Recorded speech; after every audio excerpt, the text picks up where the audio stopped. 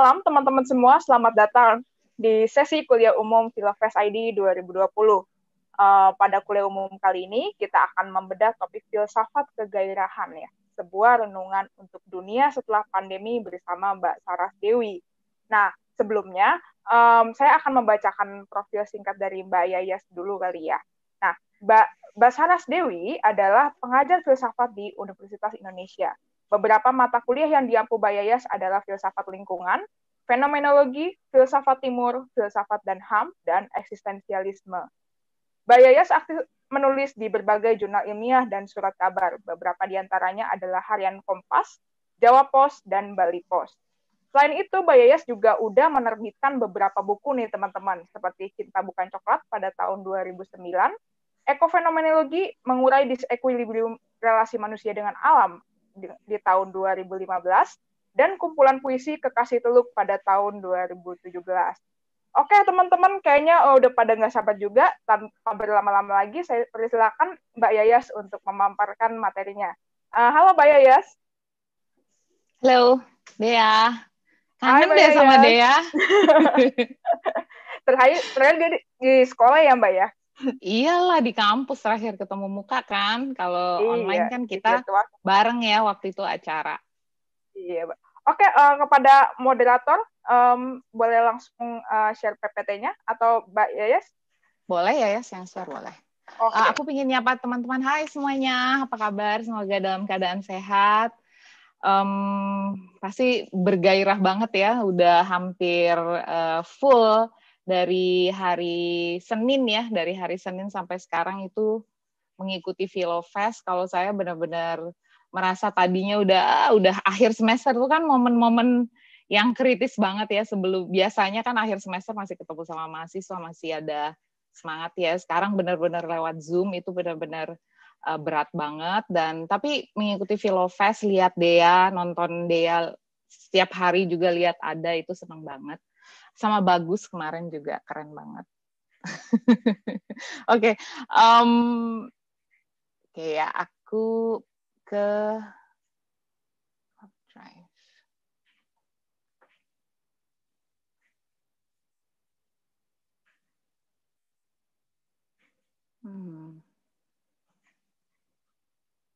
Di manakah dia? Oke. Kelihatan nggak dia? Kelihatan Mbak, aman Mbak. Oke. Ini aku. Hai Tia. Oke, teman-teman, selamat malam. Senang sekali gabung di Filofest. Pertama, saya mau kasih begitu banyak puji-pujian pada panitia dan tim yang menyelenggarakan Filofest, karena ini jadi impian banget untuk pecinta filsafat dan juga komunitas filsafat. Selamat. Dan sebenarnya untuk menentukan tema ini juga saya nggak sendiri ya, karena saya dibantu Dea juga, jadi saya gerecokin sama Dea, gangguin sama Dea saya bahas apa ya? Ya Mbak Yas kira-kira lagi pingin bahas apa. Jadi teman-teman mohon maaf juga bahwa presentasi saya malam ini di Filofest juga ini pertama kali saya membawakan tema ini. Jadi benar-benar saya susun dari 1 bulan, 2 minggu, 3 minggu yang lalu lah ya, saya udah punya pikiran untuk nulis tentang desire ya, tentang kegairahan. Judulnya tentunya dibantu sama Mas Syarif ya, karena Syarif mau bikin judul yang bombastis dengan pandemi ya, saya lupa nambahin. Tapi intinya saya mau buat semacam saya ingin membuat semacam refleksi ya, dan saya ingin berbagi dengan teman-teman semua yang pasti di masa pandemi ini kerasa sekali ya, seperti yang tadi saya sampaikan, gairah itu pasang surut ya, atau putus nyambung kayak wifi saya sebentar lagi kalau mau hujan. Oke. Jadi filsafat kegairahan muncul dari rasa kebutuhan saya juga untuk membedahnya. Saya coba memudahkan ya, saya coba memudahkan dengan membuat pemetaan, dan saya mau melihat kegairahan itu dari berbagai macam lensa teoritis ya, dan ada 4 pembagian nanti ya selama 40 menit ya Dea ya, selama 40 menitan ke depan. Mudah-mudahan teman-teman bersabar bisa mengikuti. Saya ingin di bagian awal saya ingin eksplorasi ke persoalan tubuh dan gairah dari tubuh itu. Ada beberapa filsuf yang saya gunakan di sini, dari Georges Bataille, seorang poststrukturalis Prancis, dan juga tentunya Michel Foucault yang sangat terpengaruh oleh Bataille sendiri. Lalu saya juga masukkan di sini Vatsyayana, seorang filsuf dan Brahmana yang menulis secara ekstensif tentang tubuh, gairah, dan seksualitas, mengkompendiumkan menjadi satu karya yang kita kenal dengan Kama Sutra. Lalu juga saya ingin mengajak teman-teman masuk ke Lokayata ya. Lokayata salah satu teks dari aliran Charwaka, aliran hedonis materialis India kuno. Saya ambil pemikirannya Debbie Prasad Chattopadhyaya ya, seorang filsuf juga yang mendalami dan mengkaji secara detail ya tentang Lokayata. Lalu memang kayaknya dari nomor 1 ke nomor 3 itu semakin gelap gitu ya, karena saya ingin bahas mengenai kematian. Dan belakangan ini saya sendiri selama hampir dari bulan Februari sampai akhir Desember ini, saya banyak membaca lagi Lucius Seneca. Saya baca ulang Seneca, baca ulang Simone Weil. Seneca seorang senator dan juga filsuf Roma ya. Lalu juga saya membaca ulang lagi Simone Weil yang membicarakan juga banyak tentang filsafat di masa yang penuh dengan penderitaan, penuh dengan problem di masa-masa tergelap, di masa-masa tergelap Prancis kala itu ya, di Eropa kala itu. Jadi saya coba baca ulang. Dan yang terakhir, saya mencoba mengkaji lagi apa sih maknanya kegairahan itu dengan akar yang ada di masyarakat kita di Indonesia. Kalau saya sendiri, karena saya asalnya dari Bali, saya coba kembali lagi masuk ke dalam Sanur ya. Saya kasih, nggak ada namanya, jadi saya kasih nama filosofi Sanur karena saya besar di Sanur. Nah, ini kerangka daripada pembahasan kita malam ini. Tentunya saya, karena baru pertama kali membawakan tema ini, pembahasan ini, saya ingin sebenarnya lebih mendengar dari teman-teman semua dan berinteraksi dengan teman-teman. Oke, jadi apakah yang dimaksud dengan kegairahan? Ya, sebenarnya dari kata gairah itu sendiri, secara arti daripada gairah itu sebenarnya bisa dimengerti sebagai suatu keinginan atau suatu kehendak yang kuat. Termasuk juga kegairahan itu berarti suatu keinginan yang besar, suatu dorongan yang kuat atau keinginan yang keras. Atau ya bisa kita pahami sebagai terjemahan dalam bahasa Inggrisnya misalnya sebagai passion atau desire juga bisa ya. Nah, di malam hari ini saya ingin mengajak teman-teman melakukan suatu eksperimentasi filosofis, karena dari pemetaan yang tadi saya tunjukin ke teman-teman kan teman-teman bisa lihat ya bahwa saya menggabungkan tuh ya, saya menggabungkan yang selama ini di Filofest yang saya ikuti bahwa masih di bawah suatu asumsi filsafat Barat, filsafat Timur. Saya ingin mencoba melampaui pembatasan itu ya, karena dipersatukan dengan problem gairah itu ya, dengan keinginan yang besar itu, suatu kebutuhan atau dorongan terhadap keinginan yang besar itu. Nah, tentunya di saat saya memikirkan tentang kegairahan ini, saya menemukan banyak kontradiksi teoritis, dan itulah dunia filsafat. Saya rasa juga kalau kita memahami atau mencoba membuat suatu atau meretas suatu entah itu metode baru atau mencari sudut pandang yang baru, tentu kita akan sampai pada titik itu ya.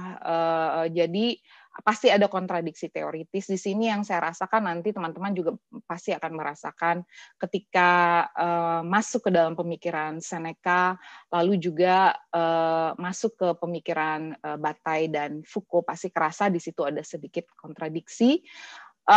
Tetapi apa yang kemudian ya hidup terjadi gitu aja ya di sekeliling kita nggak hidup cuman menggunakan teori, tapi kita berusaha melihat secara real atau secara nyata kepada pengalaman individual. Jadi saya ingin menjejakkan kembali pada pengalaman individual terhadap 3 problem ya. Sebenarnya problemnya satu, setelah saya sadari problemnya satu, karena apa yang kita pahami tentang desire atau tentang gairah itu seringkali kita anggap sebagai kenikmatan, dan kenikmatan itu di satu sisi kita apakah itu linear dengan kebahagiaan, tetapi juga ternyata kenikmatan itu memiliki suatu konsekuensi atau yang berakibat pada kesengsaraan. Ya. Jadi saya rasa interaksi dari 3 posisi atau 3 pengalaman ini ya, pada pengalaman tentang kenikmatan, pengalaman tentang kebahagiaan, pengalaman tentang kesengsaraan. Jadi ini suatu pengantar dan saya ingin ajak teman-teman masuk ke pembahasan pertama. Ini kutipan dari Epictetus ya, seorang Stoa, seorang pengikut Stoik ya, Stoicisme, dan dia mengatakan, saya tadinya ingin terjemahkan tapi takut gagal ya menerjemahkan, jadi saya tulis apa adanya aja, bahwa kita seringkali merasakan sengsara bukan karena kejadian atau peristiwa di dalam hidup kita, tapi persepsi kita terhadap kejadian itu. Kenapa kutipan ini melekat? Ya, karena saya teringat bahwa pada tahun 2008 sebenarnya waktu saya menulis tesis, kala itu saya menulis tesis, kalau teman-teman penasaran boleh bisa googling bisa googling cari anatomi kesengsaraan, itu tesis saya dulu, tapi jangan diketawain karena masih ababil, waktu itu masih 24 atau 25 tahun. Apa yang saya upayakan dulu waktu saya nulis tesis, saya mencoba memahami sebenarnya anatomi daripada kesengsaraan itu terkait dengan kematian, terkait dengan absurditas, terkait dengan cinta dan begitu banyaknya kesalahpahaman kita tentang cinta. Tapi tentunya setelah sekian lama berjalan, saya merasa sudut pandang saya terhadap problem itu tentang kehidupan manusia menitik beratkan pada kesengsaraan, seolah-olah terpisah dari kebahagiaan atau bahkan terpisah daripada gairah itu. Jadi saya memisahkan dengan kegairahan.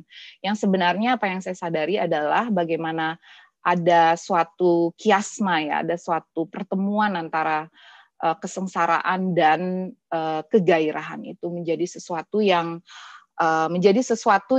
bergerak terus-menerus ya. Nanti akan saya elaborasi lebih lanjut lagi. Dia ingetin ya kalau saya udah mulai meracau nggak jelas waktunya. Oke, Mbak. Oke.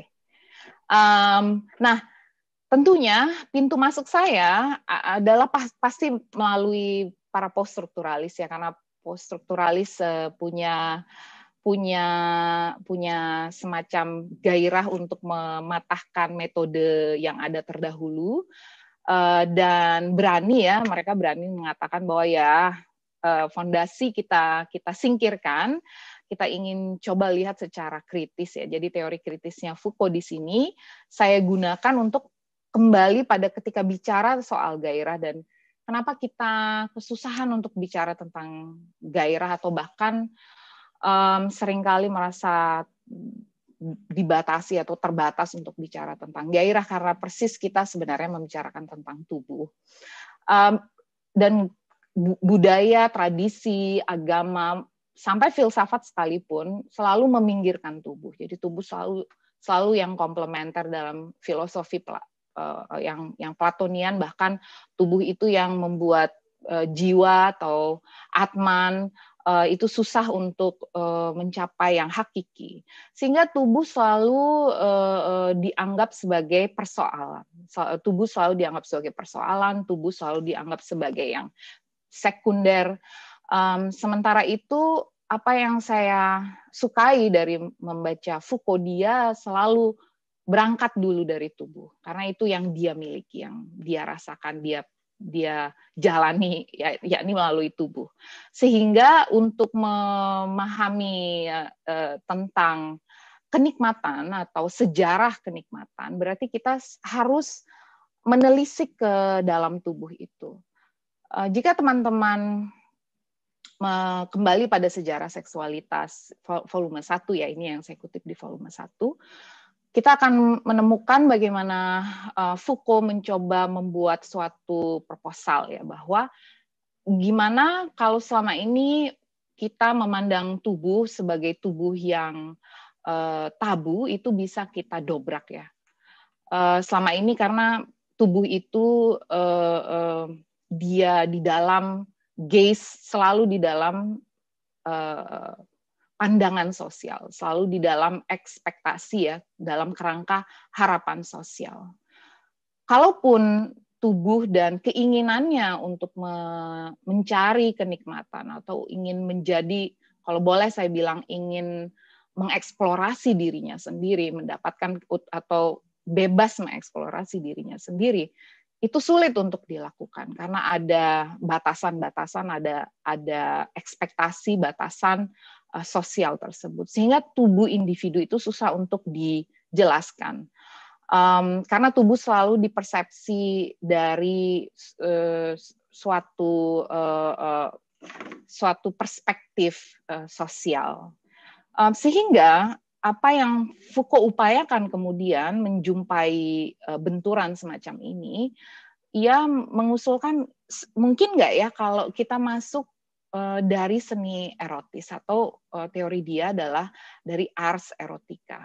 Nah, ars erotica memang dia benturkan atau dia coba sandingkan dengan tidak tepat, dia oposisikan dengan scientia sexualis. Jadi the science of sex. Boleh bicara tentang tubuh, selain bicara tentang tubuh sebagai organ di ilmu biologi atau di ilmu tentang kehidupan secara ilmiah, boleh bicara tentang tubuh juga sebagai gimana cara kita menjelaskan juga tentang kesadaran atau kejiwaan seseorang. Jadi tubuh itu selalu dipandang juga cuma sebatas objek ilmu pengetahuan. Sampai di sana kita bisa bicara tentang tubuh. Di luar dari itu ada kekosongan menurut Foucault. Sementara Foucault bilang sebenarnya kita bisa ketahui tentang kenikmatan kalau kita memasukinya secara epistemologis. Kalau mungkin kita memasukinya dari kemampuan artistik, ya. Jadi makanya dia sebut sebagai ars erotica. Apa itu ars erotica atau seni yang erotis itu? Ya, dia bilang ya kita membayangkan bagaimana praktik yang erotis itu, tubuh itu yang mengarah pada kenikmatan, kepuasan. Tidak harus selalu dia dibayang-bayangi dengan aturan yang diperbolehkan itu seperti apa, yang dilarang itu seperti apa, maupun yang tadi ya sebatas kegunaan utility saja. Tapi di dalam pemahamannya sendiri sebagai suatu kenikmatan. Nah, ini untuk saya dalam kerangka penelitian saya sangat berguna sekali untuk bisa melihat tadi ya bahwa ada seolah-olah dua dunia yang terpisah antara yang rasional, irasional, jiwa, tubuh, dan segala warisan pemandangan kita tentang yang binary yang sebenarnya ingin dikritisi oleh Foucault. Tapi Foucault sendiri dia bukan yang pertama untuk bicara itu. Jadi kalau teman-teman mencoba mencari jejak daripada pembahasan tentang erotisisme, khususnya di dalam tradisi para poststrukturalis, itu banyak yang bicara, tapi saya di sini fokus pada dua orang saja. Kita bisa jumpai di pemikirannya Georges Bataille. Dan ini kutipan ini saya ambil dari buku dia yang berjudul Erotisisme, Kematian, dan Sensualitas. Selain dia menulis filsafat juga, Georges Bataille menulis novel, dan khususnya novel yang memang novel-novel erotika. Salah satu teori, dia juga mengembangkan suatu teori sastra, teori filosofi sastra, yang mengaitkan antara sastra dengan yang erotik, mengapa sastra itu kemudian menjadi ruang berbicara yang leluasa, melakukan petualangan terhadap yang erotis ya. Dibandingkan misalnya melalui jalur atau wadah avenue yang lain, termasuk juga melalui filsafat. Nah, apa yang disampaikan di dalam teori ini menurut saya menarik karena untuk Bataille dia melihat bahwa keseluruhan tindakan yang erotis itu sebenarnya apa yang diupayakan dengan yang erotis adalah itu suatu upaya untuk menghancurkan sesuatu yang sifatnya metafisik karakter diri yang utuh atau yang terberi dalam kehidupan sehari-hari. Sehingga tindakan ketelanjangan itu untuk Georges Bataille adalah ketelanjangan yang mengkontraskan diri dari rasa kepemilikan diri yang cenderung justru menurut Bataille itu discontinue, tetapi ia oposisikan dengan ketelanjangan itu justru suatu upaya komunikasi tubuh, menguat suatu kemungkinan ya, sesuatu yang upaya justru untuk mentransendensikan dirinya yang mulanya sementara, yang terbatas pada dirinya saja sendiri, berhenti di situ, tetapi justru untuk mencari keterhubungan tubuh yang melampaui kediriannya tadi. Jadi menurut Bataille, dalam konsep yang seperti ini, kegairahan erotis, erotisisme itu sendiri sebenarnya kan artinya gairah seksual ya, gairah yang memancing yang seksual. Secara sempit kita bisa pahami begitu. Tetapi dalam pandangannya Bataille yang kemudian nanti mempengaruhi Foucault, lalu nanti mempengaruhi Gilles Deleuze, mempengaruhi juga Félix Guattari untuk sampai ke isu lingkungan hidup, adalah suatu pandangan menurut Bataille bahwa eroticism itu bukan cuman urusan tubuh saya dengan tubuh kekasih atau tubuh orang lain ya, tetapi juga ia bilang ada yang erotik juga di dalam relasi sosial, di dalam ruang publik, ada yang erotik juga bahkan di dalam kehausan kita pada yang spiritual.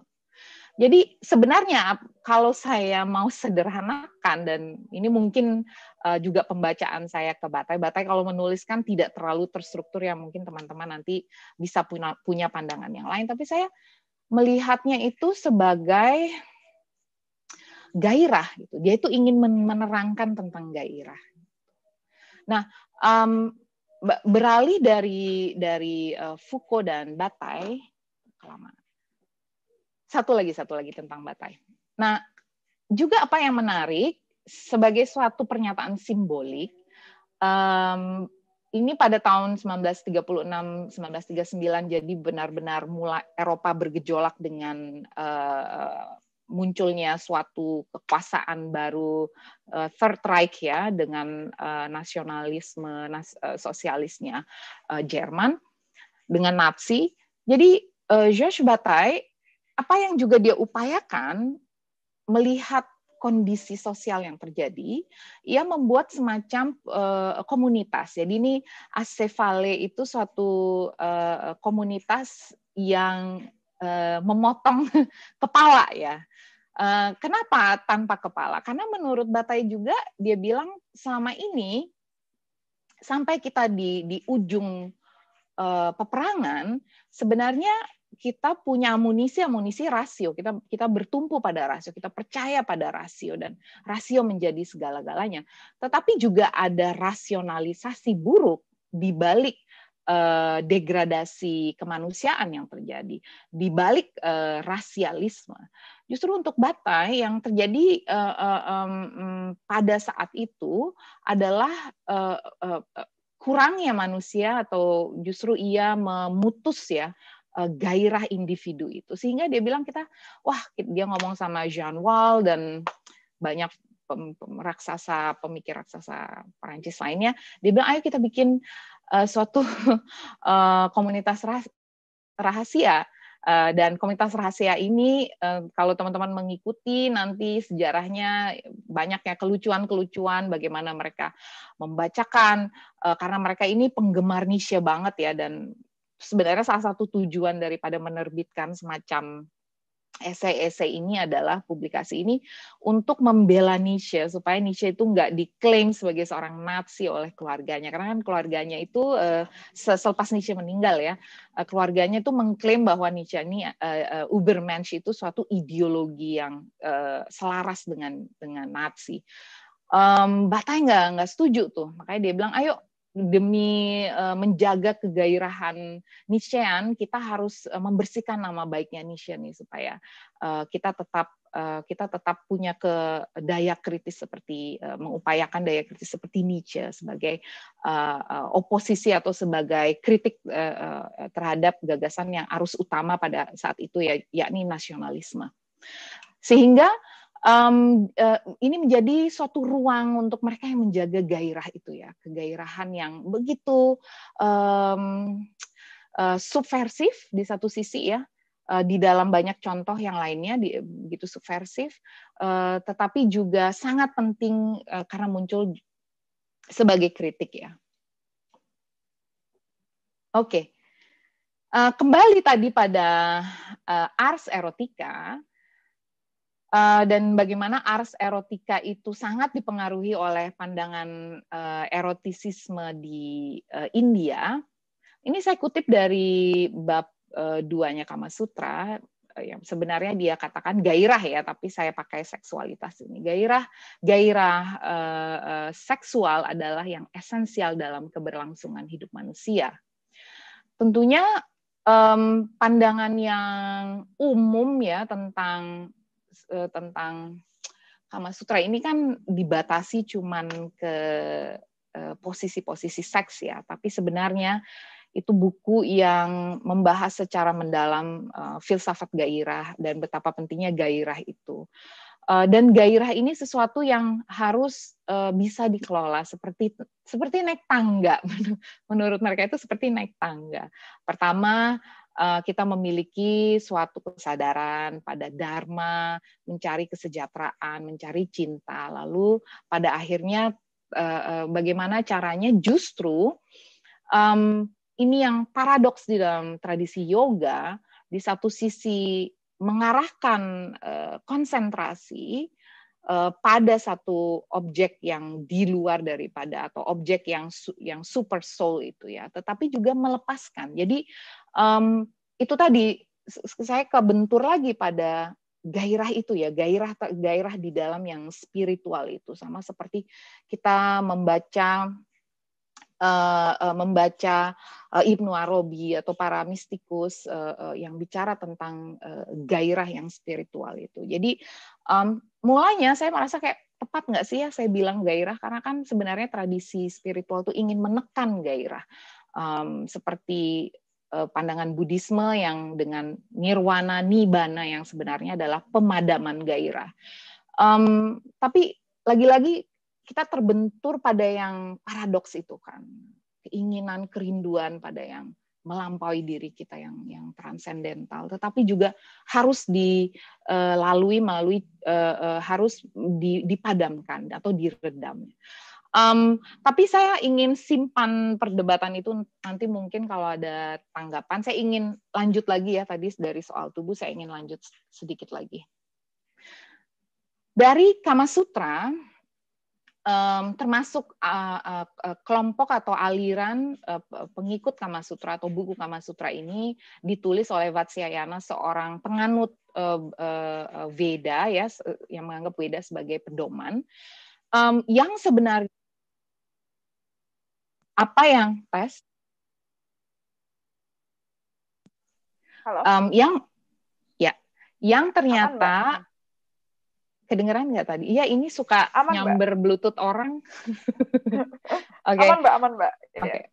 Jadi kalau kita lihat tadi ya filosofinya Vatsyayana di Kama Sutra, Vatsyayana dia setengah-setengah ya, setengah percaya pada Veda, berpegang pada Veda, tetapi juga pada realisme dan materialisme pada masa abad ke-2 sampai 4 Masehi kala itu. Sehingga ada kedekatan dua teks yang bisa teman-teman perbandingkan ya kalau mencari tentang kegairahan itu, satu Kama Sutra, yang satu lagi adalah Arta Sastra yang bicara tentang arta tadi ya, kesejahteraan atau terkait dengan kehidupan sosial, kehidupan publik. Dan Carwaka sebenarnya menjadi teks yang paling berpengaruh untuk baik Kama Sutra maupun Arta Sastra. Kenapa saya bilang begitu? Karena nature naskahnya, korpusnya Kama Sutra itu ditulis dalam bahasa yang sangat sederhana. Dia bukan bahasa dewa kalau kita baca teks Shruti Veda ya. Dan memang diperuntukkan bukan hanya untuk kalangan kerajaan aja atau untuk kalangan orang-orang di court ya, tetapi dia untuk masyarakat biasa, ditulis sedemikian rupa memang untuk dibaca masyarakat umum. Nah, ini ciri-ciri bagaimana Carwaka atau aliran materialisme India sangat berpengaruh di dua teks itu. Kenapa saya angkat Carwaka? Karena Carwaka punya nama yang kurang baik ya. Kalau di dalam pandangan tradisi Astika yang ortodoks gitu, dianggap sebagai ini aliran hedonis, anti Veda ya, memang karena mereka anti Veda. Sehingga kalau teman-teman melihat aliran Carwaka dengan tokohnya Brihaspati, teksnya yang mereka rujuk itu adalah bernama Lokayata. Apa arti dari Lokayata? Persis yang tadi saya sampaikan. Loka itu adalah masyarakat, nyata ya, nyata kita kan juga gunakan kata nyata yang real. Jadi ini filsafat milik masyarakat umum. Dan memang kalau di dalam sejarahnya ya, para pengikut Carwaka itu orang-orang yang selalu kritis ya, mengkritisi tradisi ritualistik Brahmana, mengkritisi kasta, mengkritisi juga otoritas daripada seorang pemuka agama dan lain sebagainya. Sehingga kalau teman-teman membaca, mungkin ada yang suka membaca Ramayana atau Mahabharata, di dua epos itu disebutkan tentang Carwaka. Jadi kita tahu nih salah satu tradisi yang tua sekali karena disebut di dalam dua epos itu, termasuk di dalam Ramayana, di mana mereka menyindir ya, intinya mengatakan bahwa ini orang-orang Carwaka ini orang yang diperbudak sama gairahnya gitu. Jadi itu nggak bagus. Kita kalau ngelihat mereka tuh nggak memikirkan tentang kebahagiaan di dunia yang lebih hakiki ya. Nah, sementara untuk Carwaka, filosofi hidup mereka itu sederhana sekali. Mereka memiliki suatu pandangan epistemologis, yakni pada praktiaksa, yakni indrawi, percaya pada pengalaman, harus curiga pada penyimpulan maupun abstraksi, karena abstraksi itu banyak juga imajinasi, hayalan yang justru menimbulkan kesedihan, kesengsaraan. Jadi untuk Carwaka, tubuh itu harus didahulukan. Bahkan mereka menggugat, selama ini kita fokusnya selalu aja pada atman, pada jiwa gitu, tapi tubuhnya terbengkalai. Kita nggak pernah tahu tubuh kita itu keinginannya seperti apa. Nah, untuk Carwaka, untuk pengikut Carwaka, mereka menempatkan gairah tubuh itu sebagai sesuatu yang nyata dan sebagai perspektif etis tentunya yang baik itu adalah kenikmatan, mengaktualisasikan kenikmatan itu.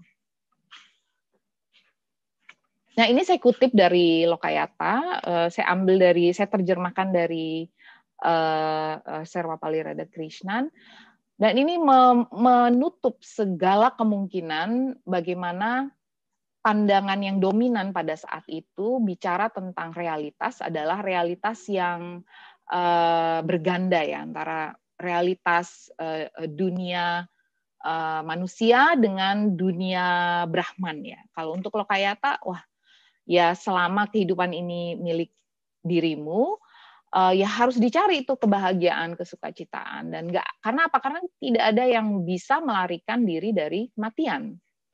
Ya setelah tubuh kita itu dibakar ya, kalau tradisi kematiannya kan kalau sudah mati dibakar, ya mustahil dapat kembali lagi. Jadi ada sesuatu yang sangat real dan sangat nyata, sangat aktual tentang tubuh. Dan bagaimana apa yang perlu diprioritaskan di dalam perspektif etis para pengikut Lokayata ini.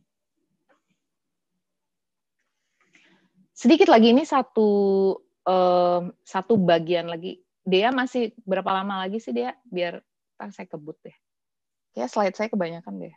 10 menit lagi bisa, Mbak? Oke, bisa saya ngebut nih ya. Ya. Oke.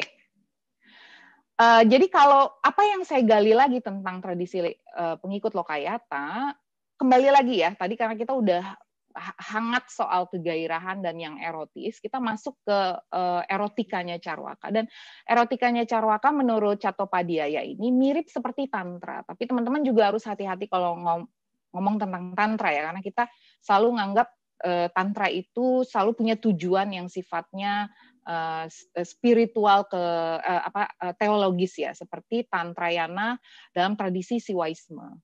Kalau Tantrayana dalam tradisi Buddha itu beda lagi, karena tidak mencari Tuhan atau suatu afirmasi dari yang agung ya. Sehingga ini mirip dengan erotika di dalam perspektifnya Carwaka.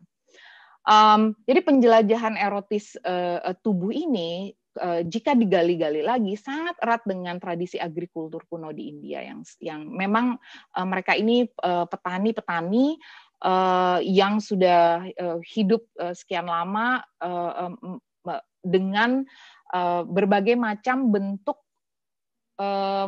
social glue-nya ya pada tradisi alam itu. Saya hati-hati menggunakan kata spiritualis karena kurang tepat juga, karena memang mereka menganggap alam itu sebagai bagian daripada kehidupan mereka, sehingga lebih pada perayaan ya. Jadi tantra yang mereka lakukan itu perayaan kesuburan bumi, dan saya lihat di sini rekognisi terhadap tubuh perempuan ya, jadi agak berbeda dengan Kama Sutra yang meskipun ada di situ bicara tentang kepuasan bagi perempuan yang ya sedikit banget, berapa persen gitu ya, nggak nyampe 5% gitu bicara tentang kepuasan perempuan. Tapi sudut pandangnya sangat patriarkis. Tetapi kalau kita masuk ke Lokayata, di sana ada pesan yang sangat egalitarian, termasuk juga di dalam erotikanya Carwaka yang bicara secara justru meninggikan atau menempatkan tubuh perempuan itu sebagai yang dianggap sebagai sesuatu yang penting gitu ya, sesuatu yang penting, dan kenikmatan dua tubuh atau tubuh yang sedang menjalani ritual tantra itu dianggap sebagai suatu upaya untuk mencari kesuburan, produktivitas, dan keselarasan dengan seluruh kehidupan. Nah, jauh banget memang, seolah-olah tadinya kita bicara tentang tubuh dan erotika. Saya ingin ajak teman-teman untuk mendalami salah satu teks yang ditulis oleh Seneca yang sebenarnya ini adalah surat-suratnya Seneca ke salah satu sahabatnya. Dan banyak yang menganggap bahwa antara Stoa dan Epicurus itu bertolak belakang sama sekali. Tapi dalam konteks Seneca sangat dipengaruhi oleh Epicurus.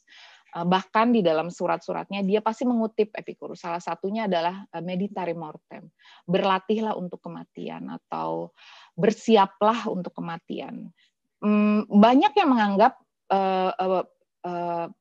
surat-surat ini sebagai suatu yang sangat morbid ya, karena suram dan pembahasannya itu gelap karena bicara tentang kematian dan bagaimana langkah-langkah untuk menghadapi kematian. Tetapi saya memiliki pandangan ini suatu perayaan terhadap kehidupan. Karena untuk Seneca, untuk orang yang hidupnya tidak maksimal, tidak bisa menjalani kehidupan yang baik, maka kematiannya juga menjadi sesuatu yang kurang baik. Sehingga sebenarnya dari logika itu, Seneca ingin mengajak orang-orang untuk menjalani kehidupan sebaik mungkin. Termasuk juga tadi yang saya sampaikan ya, bagaimana memahami kebebasan, mengetahui apa yang bisa atau yang tidak bisa dikendalikan oleh individu. Ini di masa awal-awal pandemi membantu sekali saya memahami beberapa hal yang tidak bisa kita kontrol. Termasuk misalnya di dalam pedoman para stoik itu tentang kematian, mereka menjelaskan beberapa langkah ini.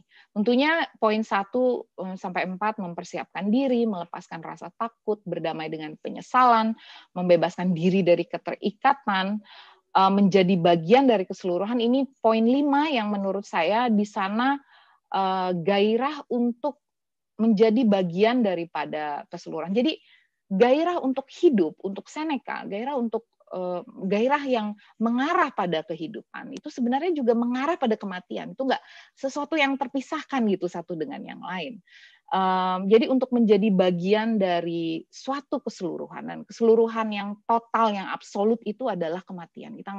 Kita nggak bisa mencurangi itu. Itu udah limit, itu udah batas kita. Tetapi bagaimana ada gairah justru mengarah pada keterbatasan itu. Di situ rahasianya saya rasa nggak.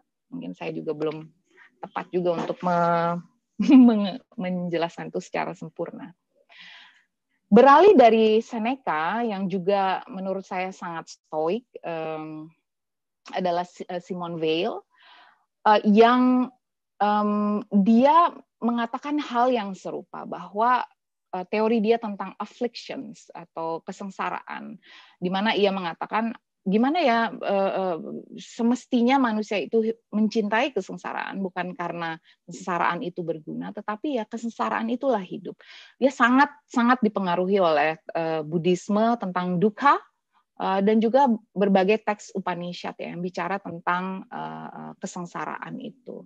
Tetapi jalan keluar Simone Weil adalah pada altruisme. Bagaimana meletakkan keyakinan, ini pakai bahasanya dia sendiri, meletakkan keyakinan pada manusia lain. Di karyanya Sheryl Zimke, ini yang saya rasakan, gimana ya di masa yang kritis seperti saat ini, kita memiliki kesempatan untuk hidup justru karena meletakkan keyakinan pada yang lain, pada manusia yang lain. Oke, ini bagian terakhir daripada presentasi saya. Kita bisa sambung lagi. Bagaimana dengan Bali? Dan saya teringat dari kecil itu bagaimana gairah dipahami di Bali. Ini adalah lukisan Sujojono yang menggambarkan tentunya Sanur pada masa lalu ya. Sekarang udah padat sekali. Ini Sanur pada masa lalu masih kelihatan para nelayan dan juga masih sangat kelihatan sangat tradisional, belum ada gedung hotel dan lain sebagainya ya. Tetapi kalau saya ingin mencari akar tentang gairah di Bali itu ada filosofi tiga pramana, yakni Bayu, Sabda, Idep. Bayu itu terkait dengan semangat, Sabda itu ucapan, Idep itu pikiran. Dan Idep ini tentunya apa yang kita sebut sebagai akal budi. Tetapi orang-orang Bali itu, kalau di sini ada teman-teman dari Bali yang juga lagi mengikuti, pasti terbiasa mereka bilang gede bayune. Gede bayune itu artinya gede gairahnya, gede semangatnya. Itu selalu diucapkan. Karena memang meskipun idep itu juga kegiatan tubuh, menurut saya ya, tetapi bayu, semangat ini menjadi gairah untuk semangat ini menjadi sesuatu yang sangat penting. Ini pun yang dicermati oleh Covarrubias, seorang penjelajah ya yang datang ke Bali pada tahun 1930-an. Dia melihat ya bayune ini, bayu atau semangat ragawi ini, gairah ragawi ini sebagai tubuh yang artistik, dengan mengatakan semua orang di Bali itu seniman ya, mereka bisa bernyanyi, mereka bisa memahat, mereka menari, mereka melakukan apapun harus secara artistik. Termasuk juga akar yang hedonis di di Bali juga adalah satu frasa ini ya, tuak adalah nyawa. Yening awai sing mantuak hidupe serasa ada kuangan. Ini sebenarnya saya kutip dari satu lagu di mana mereka mengatakan bahwa gimana kalau hari-hari itu tidak merasakan tuak itu, hidup tuh serasa ada kekurangan. Jadi kita melihat sisi yang sangat hedonis di satu sisi ya, yang erotis di satu sisi, dengan banyaknya juga karya-karya yang kita lihat, karya seni rupa yang dilukis oleh Jean Lemaire, Willem Hofker, itu eksotisme, erotisisme Bali.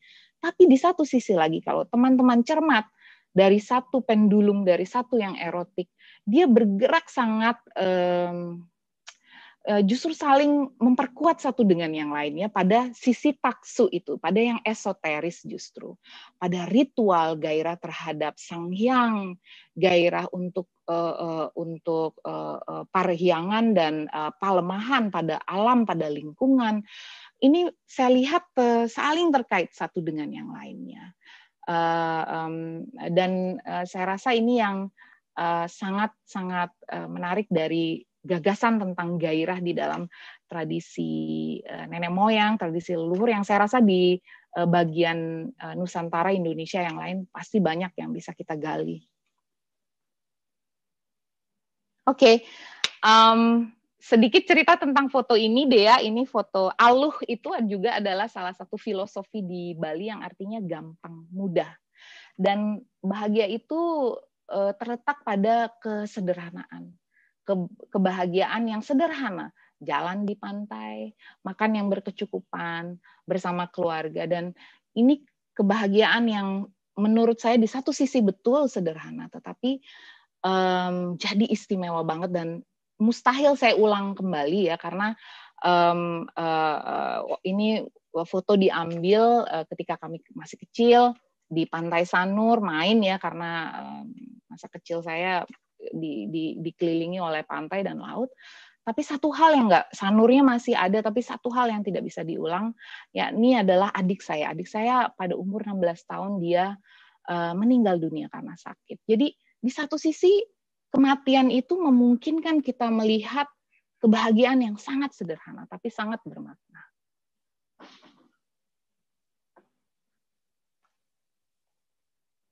Nah, teman-teman,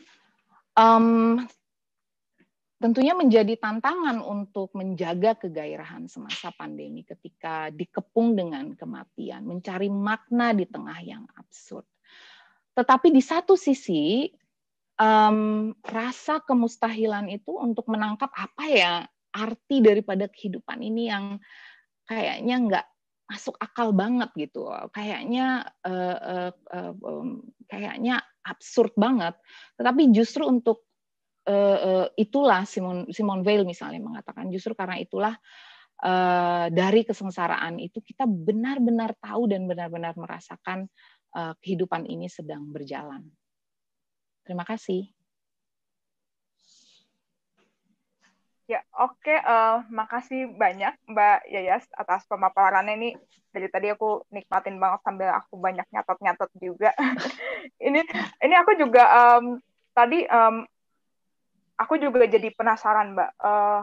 Ini kan Carwaka ini ya, lebih Ya, tepatnya juga yang Lokayata ini dia ya, materialisme ya Mbak ya. Nah, tapi betul. di situ dikatakan kalau jika tubuh ujung-ujungnya dibakar ya dan hancur, itu bukankah yang eternal itu juga tetap jiwa ya Mbak? Nah, itu bagaimana ya Mbak persoalan jiwa? Oh, justru untuk Carwaka itu dia menentang sekali gagasan tentang jiwa. Jadi Dea, kalau kita lihat ke tradisi darsana ya, filosofi India, itu kan dipisah jadi dua ya, Astika yang ortodoks dengan yang putus-putus ya Dea. Aman kok Mbak, aman. Oke, antara yang Astika yang ortodoks dengan yang Nastika, yakni yang non ortodoks atau yang heterodoks. Nah, Carwaka itu termasuk yang tadi saya sampaikan. Di satu sisi justru banyak perkembangan filosofi atau tradisi sutra dan skolastik yang ada di India itu banyak terbentuk karena merespon materialisme India ini, materialisme ya Carwaka, yang memang salah satu gagasannya mirip dengan Buddhisme. Buddhisme menolak Atman dengan anatta. Carwaka justru menolak metafisika sama sekali, karena dia dianggap untuk memperbincangkan metafisika, mengatakan dia tidak ada sekalipun berarti masuk ke dalam diskursus itu. Jadi ini aliran yang buat orang-orang di India pada masa itu annoying banget ya, karena mereka kemana-mana ke ruang-ruang publik itu berceramah tentang bagaimana hidup terlepas daripada kungkungan imajinasi yang menyebabkan kita justru selalu terikat, terbelenggu, dan tidak melihat apa yang sejatinya ada gitu. Jadi karena memang pada saat itu kan kita bayangkan ya sama dia zaman itu ya, mungkin sekarang juga masih bisa kita kaitkan penekanan yang begitu besar terhadap kebahagiaan jiwa gitu. Tapi untuk para saya rasa kalau dari perspektif dalam tradisi filsafat di Bali ya, membahagiakan tubuh itu ya membahagiakan pikiran, tuh nggak sesuatu yang bisa dipisahkan satu dengan yang lain. Ya. Oke, Gitu Mbak. deh. Kalau gitu berarti di filsafat Carwaka itu sendiri apakah memisahkan ya Mbak ya persoalan tubuh dan jiwa atau pikiran ya Mbak? Ya enggak, justru enggak ada. Yang ada hanya tubuh. Jadi Prakyaksa itu sendiri, makanya tadi waktu saya cerita soal tradisi agrikultur mereka, mereka kan punya seperti perayaan ya, pemujaan pada malam panen ya, pada malam panen, di mana mereka melakukan tantrayana pasangan suami istri para petani misalnya, contohnya, yang memang mereka menganggap di satu sisi karena percaya pada yang material itu adalah tanah, adalah padi, yang material itu adalah bumi itu, jadi dia menyamakan tubuhnya dengan tubuh alam itu melalui ritual tantra itu. Tapi yang tidak mengarah pada Brahman ya atau pada Tuhan ya, karena kan mereka tidak percaya pada Tuhan, tidak membahas mengenai Tuhan justru. Ya, oke Mbak. Kalau begitu bisa nggak ya Mbak kalau diartiin kayak gini? Sekarang itu kan lagi di masa pandemi, apalagi tadi Mbak masuk juga ke persoalan stoikisme ya Mbak ya, juga sedikit menyinggung Epicurus. Dengan pandemi kayak sekarang ini, kita dianjurkan untuk lebih menikmati hidup, lebih menikmati apa yang ada, bisa berujung pada lebih mensyukuri hidup. Kira-kira begitu nggak ya Mbak? Ya, tentunya pendekatan stoik dan para kaum materialis India seperti Carwaka, di satu sisi tentu ada perbedaan ya, tetapi kalau saya lihat dan kenapa siapapun bisa jadi stoik tanpa menyadari ya, karena orang stoik itu kan mereka selalu melihat yang terbaik gitu dari kondisi yang terburuk, dan itu nggak suatu kejadian yang langsung bisa dilakukan. Jadi para stoik percaya harus ada tadi kesiapan, harus ada latihan juga. Ya termasuk dalam menghadapi kematian itu. Dan pandemi ini kan sebenarnya meski kita udah mulai ada rasa tenang dengan adanya vaksin ya, yang nggak seneng juga ya, orang nggak jelas juga vaksinnya beneran apa enggak gitu. Tapi di satu sisi kita kerasa tuh di awal-awal bulan itu ketika kampus kosong, lalu juga jalanan kosong, itu gedung-gedung tidak ada penghuninya kecuali mungkin kenangan, dihantui oleh kenangan itu saja. Jadi saya merasa bahwa pada saat itu kita melihat kematian nggak hanya sebagai satu kematian. Kalau saya mati, oke, itu sesuatu yang harus bisa disadari ya, bahwa kematian seseorang, kematian individu itu sesuatu yang pasti. Tapi juga pandemi ini kan yang membuat sulit untuk dicerna dengan akal sehat itu adalah mengancam spesies kan, kita sebagai manusia gitu ya, itu ya yang mati sampai lebih dari 1 juta itu kan menurut saya, dan kita masih ketakutan kemana-mana kan, itu menurut saya juga gambaran tentang kematian yang memang di satu sisi menakutkan gitu. Tapi untuk Seneca harus dilihat ya sebagai, seperti dia bilang, kesempatan untuk memaknai kembali kehidupan. Kan sebenarnya pada saat pandemi ini kita punya pemaknaan dan apresiasi yang sama ini kita terima cuma-cuma aja gitu, untuk berkerumun ya, untuk nonton konser, itu kan hal-hal yang kayaknya given gitu ya. Tapi sekarang untuk pergi ke kampus, kuliah, ngobrol, atau biasanya saya sama Dea dan sama mahasiswa saya yang lain itu sering jalan-jalan, kuliah di hutan UI gitu ya. Yang sekarang tiba-tiba kita nggak mungkin melakukan itu gitu. Jadi itu suatu realisasi baru gitu ya, Dea, menurut saya. Dan di sana menurut saya orang menjadi stoik tanpa dia sadari gitu. Yep. Oke Mbak, ini udah banyak nih Mbak pertanyaan dari para peserta. Mungkin bisa langsung dibacain aja kali ya Mbak ya. Boleh, ini silakan. Ada pertama dari Galuh Nur Fatah. Carwaka ini materialisme, berarti tidak mengakui yang ideal atau imaterial ya. Apakah secara tidak langsung Carwaka ini bercorak ateistik? Betul ateistik. Seperti yang udah saya jelaskan tadi, memang dia tidak percaya pada satu, dia sebagai kritik ya, ia mengkritisi Atman, tetapi juga secara simultan karena Atman itu selalu sifatnya monis ya, bersama dengan Brahman. Jadi jiwa yang individu dengan jiwa yang besar atau Atman Brahman yang besar itu tidak ada. Jadi memang bahkan kalau teman-teman baca Lokayata atau membaca ulasan tentang Lokayata ya, kalau kesulitan mendapatkan Lokayata dalam bahasa Inggris misalnya, ada banyak ulasan yang cukup baik menurut saya, termasuk juga tadi yang saya sudah sampaikan.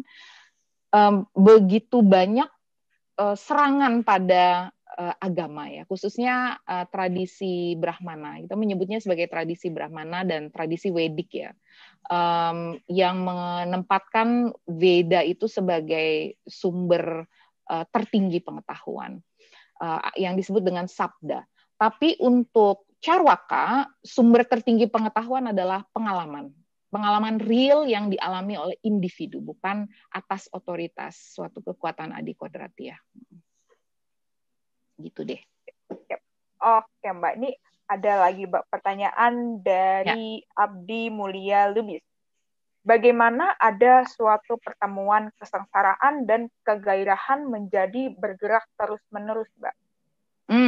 Makasih Mas Abdi. Itu itu pertanyaan yang keren banget karena itu jadi inti daripada penelitian saya. Itu saya rasa hanya bisa didamaikan dengan penghayatan kita pada hidup ya, karena saya merasa seperti yang tadi saya sampaikan, gimana caranya merawat kegairahan padahal kematian itu kita menyongsong kematian kan sebenarnya. Ada yang paradoks di sana, seperti seolah-olah kita mengarah pada ketiadaan ya, tetapi kita harus membuat makna gitu, kita harus mencari makna. Tetapi memang kita bisa lihat apa yang ditawarkan oleh beberapa filosof yang saya kutip, termasuk juga para Carwaka, pengikut Carwaka para pengikut Lokayata. Seperti yang saya sampaikan, mereka melihat yang sederhana sebagai yang membahagiakan. Satu hal yang belum saya cerita sebenarnya Mas Abdi adalah betapa sulitnya kita mencari tahu tentang kebahagiaan itu. Ini sebenarnya bagian yang terpisah harusnya ya, tapi tadinya saya mau nambahin bicara tentang ini, tapi agak susah karena waktunya sempit. Tapi bagaimana bayangan kita tentang kebahagiaan itu atau imajinasi kita tentang kebahagiaan itu seringkali jauh banget dengan apa yang mungkin sebenarnya kita inginkan gitu. Termasuk juga kalau untuk Deleuze dan Guattari, Adorno, para teoretikus kritis ya seperti Adorno, Horkheimer, dia bilang ya yang paling menyebalkan adalah kita pergi berbelanja gitu ya, kita belanja di saat kita merasa sedih gitu, dan kita menganggap itu mengisi kekosongan hati kita. Kita melihat kemewahan lalu kita anggap itulah ketentraman ya, karena kan lanskap itu sesuatu yang kita lihat sebagai yang ideal, yang bagus, yang indah gitu, dan kita asosiasikan citra-citra itu dengan ketentraman gitu. Tetapi usulan Seneca, usulan Simone Weil, justru dalam kesengsaraan itu kita menemukan gairah yang real, gairah yang nyata gitu ya.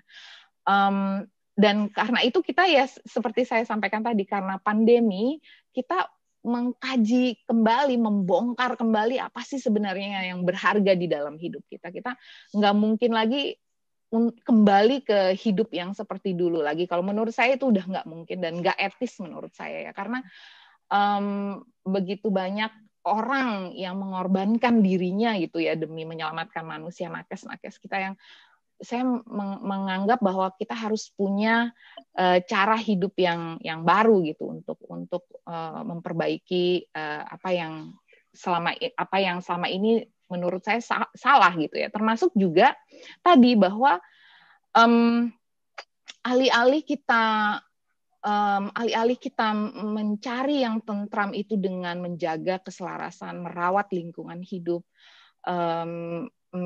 tapi kita menerjemahkannya justru dengan kemewahan tadi ya, kemewahan yang sifatnya sangat kapitalistik, yang sifatnya sangat invasif ke lingkungan hidup kita. Itu yang saya rasa juga terkait gitu dengan pertanyaannya Mas Abdi tadi. Saya tiba-tiba ingin jawab sampai sana gitu deh. Mudah-mudahan jawab ya, Mas. Oke, Mbak. Ini ada pertanyaan yang kayaknya terkait juga, Mbak, sama pertanyaan yang barusan. Ini ada dari Muhammad Syafarul Riza. Bagaimana cara kita bisa bahagia dalam kesederhanaan, sedangkan manusia selalu ingin lebih dalam segala hal? Ya. Apakah filsafat bisa bantu untuk memperbaiki semua itu, Mbak? Ya, saya rasa bukan cuma bantu, tapi punya semacam imperatif ya. Jahat sih bilang gitu, tapi kadang-kadang kan masa krisis kayak gini, filsuf harus dikerahkan gitu ya. Harus, ya gimana caranya kan, kita harus coba buat kemungkinan baru kan, atau paling enggak kita coba gugat lah apa yang selama ini kita anggap sebagai sudah sebagai yang arus utama gitu.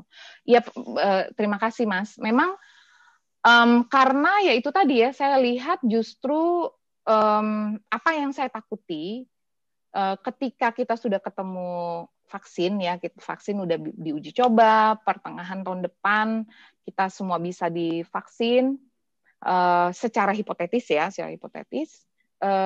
yang justru saya khawatirkan adalah untuk mengejar ya, melipat gandakan kehilangan atau kerugian ekonomi yang terjadi selama setahun belakangan. Siapa yang dikorbankan? Itu yang dikorbankan adalah lingkungan hidup, alam yang saat ini sudah dalam posisi yang tidak baik-baik saja, dan justru keseluruhan pandemi ini terkait dengan bagaimana kita memperlakukan lingkungan hidup secara serampangan menurut saya. Dan menurut ilmuwan yang bikin konsorsium IPBES. Jadi betul bahwa kesederhanaan itu menurut saya dalam kondisi krisis seperti saat ini justru menjadi suatu yang sangat penting dan yang sangat radikal. Kesederhanaan itu menjadi sesuatu yang sangat radikal. Ya, gitu. Oke, Mbak. Ini ada lagi pertanyaan dari Ridwan Muhammad. Bagaimana pandangan filsafat kegairahan menyikapi konsep ikigai dalam tradisi Jepang yang menekankan pada pencarian passion? Ini mungkin agak out of topic, tapi mungkin terkait juga, Mbak. Bagaimana ya, Mbak? Enggak apa-apa. Menurut saya bagus kok pertanyaannya. Dari siapa tadi, Dek? Dari Ridwan Muhammad, Mbak. Oke. Makasih, Mas Ridwan. Kalau kita lihat ikigai dan ikigai itu kan tentang desire juga ya, tentang gairah dari kalau tadi saya belum menjelaskan etimologinya, carwaka dari kata car yang sebenarnya mengunyah ya, jadi mengunyah jiwanya sendiri gitu untuk melihat yang real, yang material. Ikigai itu sebenarnya kalau kita lihat bagaimana kan ikigai juga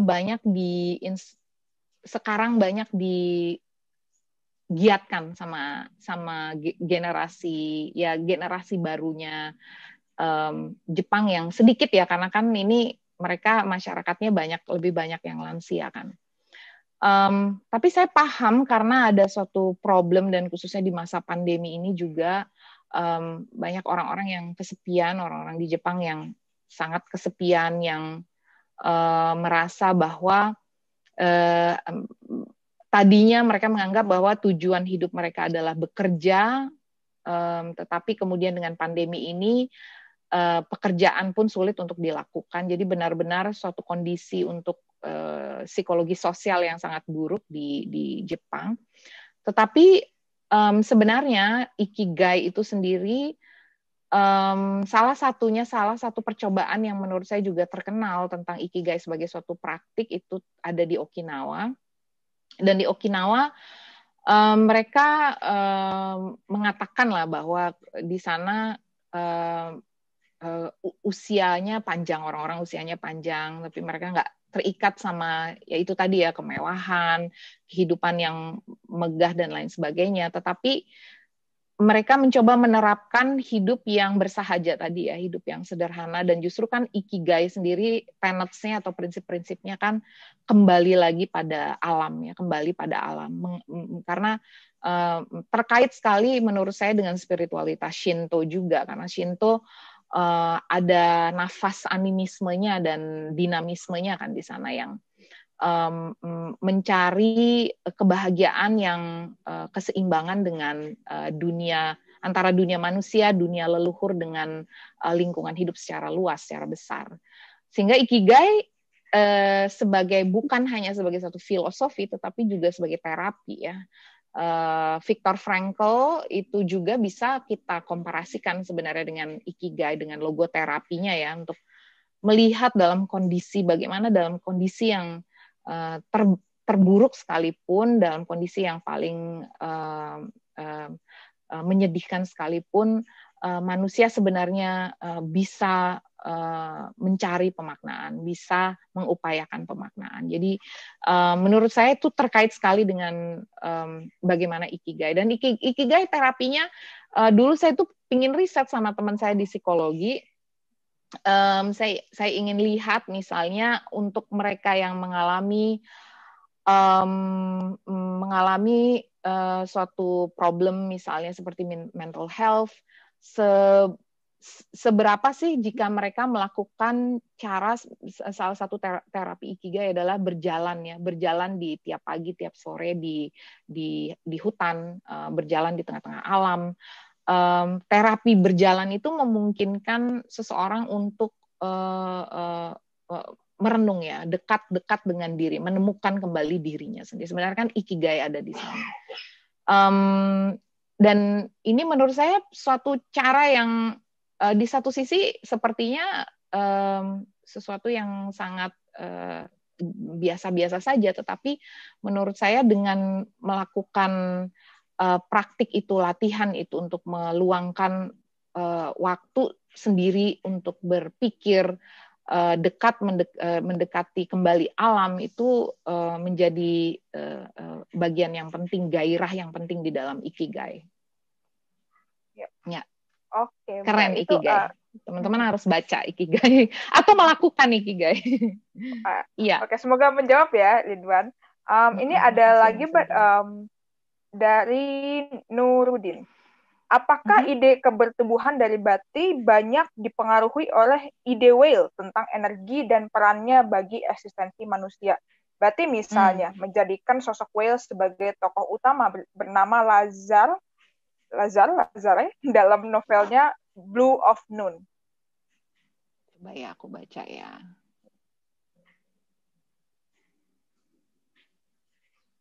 Batai ya dia. Ya. Oh, Batai, okay. Oke. Iya. Kalau kita lihat Simone Weil sebagai tokoh ya. Gimana ya, saya bisa berjam-jam kalau ngomong tentang Simone Weil ini. Dia salah satu filsuf yang tidak terlalu diperhatikan di dalam percakapan kita tentang berbagai topik filsafat. Yang padahal kalau kita membaca buku-bukunya, meski tidak ada buku semacam buku yang runut ya yang dia tulis ya, semuanya berupa esai. Kemudian juga Simone Weil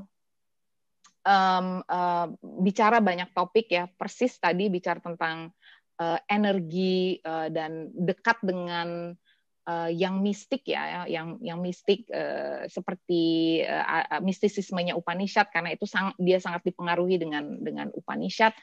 Dia sendiri membaca Upanishad langsung ya dalam bahasa Sanskerta, selain dia bisa bahasa Latin, Yunani, dia juga bisa Sanskerta. Tapi apa yang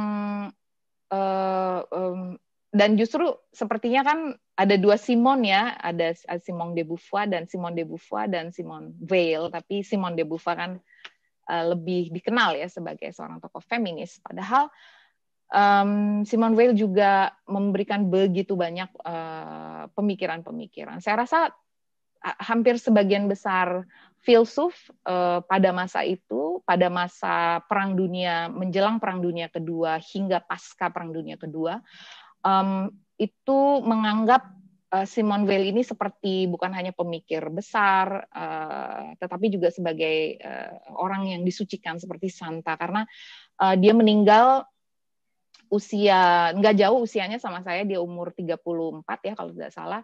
Dia meninggal sakit karena tuberkulosis, dan meninggalnya juga karena ya itu tadi ya, dia bergairah sekali untuk bukan cuman kesengsaraan, nggak cukup bahwa dia itu melihat kesengsaraan itu, nggak cukup dia membantu orang itu secara berjarak ya, tetapi juga dia harus ikut sengsara. Itu tipe orang yang seperti itu Simone Weil.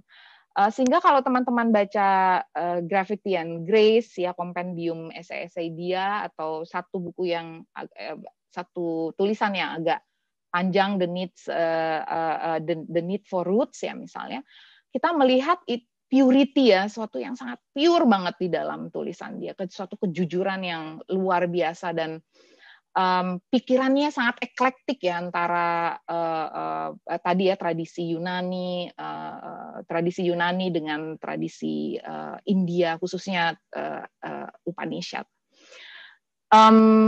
Dan ini menginspirasikan banyak filosof, termasuk juga Albert Camus, yang mengatakan dia merupakan filsuf yang meskipun jarang diperbincangkan oleh masyarakat umum, tapi di kalangan komunitas filsafat dianggap sebagai salah satu mercusuar untuk filsafat di Eropa.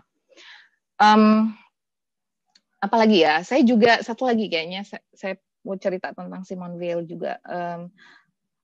Dia pada mulanya Marxis ya, tapi kemudian merasa tidak puas dengan Marxisme dan ideologi, itu mengapa banyak kalangan anarkis itu tertarik dengan gagasannya, karena memang dia sendiri seorang anarkis yang di menjelang akhir hidupnya dia sakit justru karena mencoba mengadvokasi buruh di pabrik Renault ya, pabrik otomotif ya di Prancis. Dan itu menghancurkan dia karena dia melihat dehumanisasi yang begitu besar terjadi pada kalangan bawah di Prancis. Di satu sisi ada satu ideologi komunisme dan Marxisme yang, tetapi ia merasa ketika ia mengadvokasikan gagasan atau ideologi ini, dia anggap masih syarat dengan kekerasan, di mana dia justru anarkis yang anti terhadap kekerasan. Dia bicara banyak sekali bahwa bagaimana cara mendorong perubahan tanpa justru yang radikal, yang anarkis itu justru tanpa kekerasan itu sendiri. Sehingga tentu tokoh-tokoh besar ini, Jean-Paul Sartre, kemudian Albert Camus, dan yang lainnya, mereka sangat terinspirasi dari Simone Weil. Gitu. Ini Pak Warsono Hadi Subroto keluar masuk ya. Sinyalnya nggak bagus mungkin ya Pak. Bapak legend ya Pak di Filofest. Pak Dea, unmute dulu sayang. Oh iya, maaf. Ya. Aku tadi ke-unmute. Iya, Pak Warsono ini rajin banget, Mbak. Ikut Filofest dari awal sampai sekarang itu. Nih. Kayaknya mau dikasih penghargaan, Mbak, sama kami panitia. Saya menikmati meme-memenya itu, meme-nya itu keren banget. Saya Pak Warsono nggak bisa interaksi, habis keluar masuk mungkin sinyalnya ya. Kayak gairah hidup saya, putus nyambung. Oh, Warsono warawani sono kemari katanya, Mbak. Tuh kan. Lucu banget, ngerti lagi saya. Ini masih ada lagi, Mbak, dari Christian Setiawan. Kebahagiaan akan lahir jika kita tidak memikirkan, dalam arti tidak mengharapkan kebahagiaan tersebut untuk dapat kita rasakan. Semakin kita cari kebahagiaan, maka sesungguhnya kebahagiaan itu adalah semu. Kebahagiaan yang sejati akan lahir ketika kita terbebas dari kebahagiaan itu sendiri. Karena bukankah ketika kita berharap untuk bahagia, sesungguhnya kita tidak sedang bahagia karena sedang mengharapkan kebahagiaan tersebut. Itu bagaimana ya, Mbak? Itu siapa dia tadi yang tanya? Christian Setiawan, Mbak. Oke. Makasih Mas Christian. Sebenarnya apa yang kita alami, apa yang Mas Christian coba sampaikan, saya paham betul karena kita punya limitasi bahasa ya. Yang tadi saya sampaikan, kok rasanya mau mempersandingkan kebahagiaan dengan kenikmatan dan kesengsaraan, membedakan kok kayaknya nggak sreg gitu. Persis karena awalnya waktu saya kebingungan dalam melakukan penjelajahan itu terhadap kata-kata itu, tentunya karena kita punya pikiran yang mungkin secara kategoris itu bukan hanya kurang tepat, tetapi juga ada, kalau bahasanya Federico Campagna di dalam buku dia Technique and Magic, soal desire itu adalah yang ineffable, yang tidak tersampaikan, yang sulit banget untuk disampaikan, yang sulit sekali untuk diracik menjadi satu pemahaman yang jelas gitu. Dan itu persis ketika kita bicara soal kesengsaraan. Sebenarnya kalau dari kalau kita memasukinya dari stoik, dari kaum stoik, dari stoicism, gimana caranya kita tidak di saat menjalani hidup itu tidak ada, kalau tadi tahap yang pedoman yang diberikan tidak terikat pada hasil ya, dan keterikatan pada hasil itu yang menimbulkan kesengsaraan. Sebenarnya ini mirip sekali dengan gagasan yang ada di dalam Bhagavad Gita. Kalau jadi paralelisme ini antara pemikiran yang stoik, stoa tentang bagaimana caranya tidak terikat dan justru desire menggebu-gebunya bukan pada hasilnya gitu, tetapi pada bagaimana kita bersungguh-sungguh, earnestness gitu ya, punya kesungguhan di dalam hidup itu sendiri, dalam upaya itu sendiri, yang terkait dengan si individu pada orang itu sendiri. Dan sebenarnya ada contoh yang cukup baik dari kalangan stoik ya, seperti memanah. Dia bilang banyak aspek kita untuk bisa sukses melepaskan panah ke sasarannya, tepat sasaran, itu kita bisa lakukan dan kita bisa kontrol beberapa hal, termasuk juga melatih diri ya, dan itu bisa kita kontrol, disiplin pada diri, berpegangan, komitmen pada diri, lalu juga kita mencoba memiliki panah yang bagus, busur yang bagus. Tetapi saat kejadian itu, pada titik kejadian itu kita mau menembakkan panah itu, apapun hasilnya kita nggak bisa kontrol. Di saat cuacanya baik, harinya baik, anginnya nggak ada, kita bisa tepat sampai pada sasaran. Tetapi di banyak aspek gitu, itu secara sesuatu yang eksternal di luar daripada kita nggak bisa kontrol itu, kita nggak bisa kendalikan itu. Sehingga ini menurut saya contoh para stoik, para pengikut stoa menjadi suatu ilustrasi ya, bagaimana caranya supaya tidak terikat pada hasil ya, tetapi pada apa yang bisa diupayakan oleh individu, suatu komitmen diri apa yang bisa diupayakan oleh individu. Termasuk di dalam Bhagavad Gita hampir serupa seperti itu. Janganlah terikat pada hasil daripada karma pala itu ya, karma pala, tetapi lakukanlah kewajibanmu, lakukanlah duty, lakukanlah kewajiban seorang ksatria, itu yang dipercakapkan oleh Krishna dengan Arjuna. Mirip seperti itu, meski dengan cara ilustrasi yang berbeda. Gitu Mas Christian. Oke Mbak, ini terkait juga sih Mbak sebenarnya sama tadi sesi sebelum ini Mbak, sebelum kita tadi ngebahas tentang filosofi teras sama Om Henry Manambiring yang tentang kita nggak bisa kontrol ya hal yang berada di luar kendali kita ya, termasuk pandemi ini juga ya Mbak ya. Betul. Kira-kira seperti itu ya Mbak ya. Betul banget deh ya. Pandemi ini kan momen yang di satu sisi menyedihkan, menyengsarakan, tetapi juga untuk saya untuk saya pribadi itu titik balik gitu ya, titik balik bahwa ya gimana enggak lah deh ya. Bayangin waktu dari Februari itu udah berapa banyak teman-teman yang meninggal ya, di UI sendiri udah banyak sekali kolega saya yang meninggal, sahabat karib saya meninggal, sehingga nggak mungkin kita untuk nggak terguncang gitu ya, pasti kita terguncang pada dikarenakan pandemi ini. Hanya menurut saya